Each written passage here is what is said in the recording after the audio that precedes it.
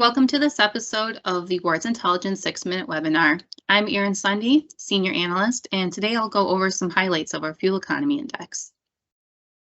The Fuel Economy Index takes a look at the consumer side of the market rather than regulatory compliance. And to do this, we match window sticker MPG numbers to our powertrain rate estimates and calculate an average MPG each month based on U.S. sales. This graph shows the results for the light vehicle market. The green bars are the average MPG, while orange markers show year-over-year change, shown on the secondary axis.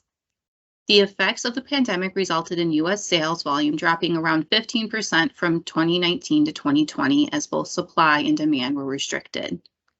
But despite the economic issues, the 2020 fuel economy average was up 1.2% from 2019, which is generally in line with the average over the previous 5 years, excluding the jump in 2018, which was a result of the Tesla Model 3 charging into the market.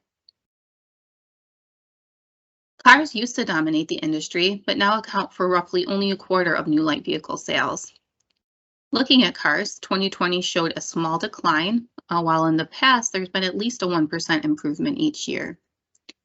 Electrification has a big impact on fuel economy, but it comes with a considerable cost. So we're going to break down the car segment into two pricing categories to see if there are some differences. The customer base for non-premium cars is shifting even more to budget-conscious consumers, since many people with a more flexible budget have been moving to compact CUVs. And that price sensitivity has affected the share of battery electric vehicles in the segment since they come with considerable added cost. So looking at the alternative powertrain rates in the non-luxury part of the market, the share of battery electric vehicle sales was down in both the small and mid-size segments. But there was an increase in the share of standard hybrids and plug-in hybrids in the small segment. That hybrid crowd might be looking to recoup the extra cost, the extra purchase cost with fuel savings, or they're simply looking to find the most eco-friendly vehicle they can afford without needing the utility of a larger vehicle. And now we'll move on to luxury cars, where electric vehicles have historically been centered due to this demographic being able to afford the new technology. However, we saw a drop in the 2020 fuel economy average. So looking more closely, battery electric vehicle sales are still high in this segment, but the share did drop compared to last year.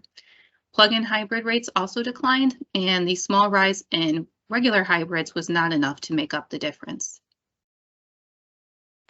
So if you're wondering where all the electric vehicle sales went, they have been coming to life in the light truck segments. New electric options in 2020 CUVs moved the light truck average to the biggest year-over-year gain yet. CUVs now account for a large majority of light truck sales and around half of all light vehicle sales. So we'll take a closer look at those. And with this graph, you can see a 6% gain from 2019 to 2020. Part of that gain, aside from the powertrain advancement, is a favoring of small options over time. The share of small models in the segment has moved from approximately 15% to 25% over the last 5 years, as more car buyers are transitioning over but don't need a ton more space. One interesting possibility, if we continue to see the trend of cars being a bit stagnant in EV growth and losing some attention from OEMs, while at the same time CUVs keep improving this much, we could get to the point in a few years where the average fuel economy rating of cars and CUVs more closely align. So here's how the CUV market has been moving with electric vehicles. Standard hybrids continue to see big growth since this type of system without a big battery pack is a fairly cost-effective way to boost fuel economy in relatively large vehicles. But OEMs are making progress in plug-in options, and they will continue to see big growth for the years to come. So that wraps up a few key segments and where we looked at changes in electrification, but now I want to look at traditional gas-powered vehicles. The market share is at a historic low, but still 93% of all light vehicles. And despite progress in engine efficiency, we see that the average held steady from 2019 to 2020, and we can blame the shift to larger vehicles for that. And when it comes to considering fuel costs, most buyers will probably stay comfortable in their lower efficiency vehicles because the price to fuel them has stayed relatively low lately. Those who bought a vehicle in 2020 were likely coming off a 3-year lease, in which case the cost was down slightly, or they were turning in a vehicle around 7 to 8 years old, in which case they're seeing a much better fuel cost at the time of purchase. So without a significant leap in fuel costs, many buyers will choose their traditionally powered vehicle in any size they like until the population starts warming up to plug-in models through more exposure and education.